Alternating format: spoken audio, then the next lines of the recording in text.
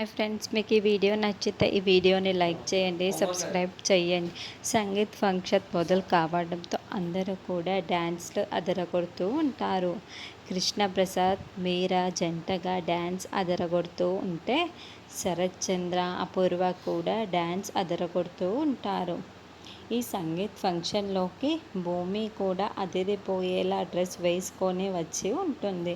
అందరూ అలా డ్యాన్స్ చేస్తూ ఉంటే అది చూసి భూమి చాలా చాలా సంతోషిస్తూ క్లాప్స్ కొడుతూ ఎంజాయ్ చేస్తూ ఉంటుంది. చరణ్ భూమికి లవ్ లెటర్ ఇవ్వటానికి ఒక లెటర్ని తయారు చేసుకొని బిందుతో మాట్లాడుతూ ఉంటాడు.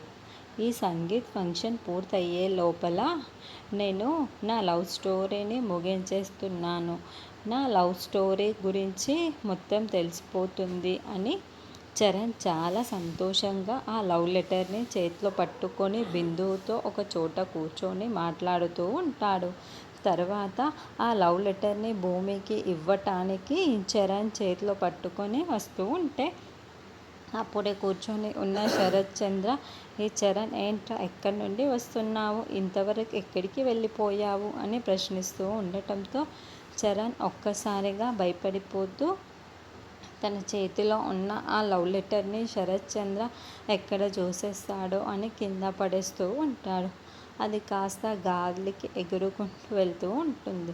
నక్షత్ర ఒక చోట నిల్చొని ఉంటే ఆ లెటర్ కాస్త గాలికి ఎగురుకుంటూ నక్షత్ర దగ్గరికి వచ్చి చేరుతుంది. ఏంటబ్బా ఈ లెటర్ అని ఆ లెటర్ తీసుకొని మొత్తం చదువుతూ ఉంటుంది. చదివేగానే చరణ్ వైపుకు చాలా కోపంగా చూస్తూ ఏంటి ఈ లవ్ లెటర్ అని ప్రశ్నిస్తూ ఉంటుంది. చరణ్ ఆ లవ్ లెటర్ని తనకు రాశాడు అని నక్షత్ర అనుకుంటుందా, లేకపోతే భూమికే రాశాడా అని నక్షత్రకి అర్థమైపోతుందా అన్నది నెక్స్ట్ ఎపిసోడ్లో చూద్దాం.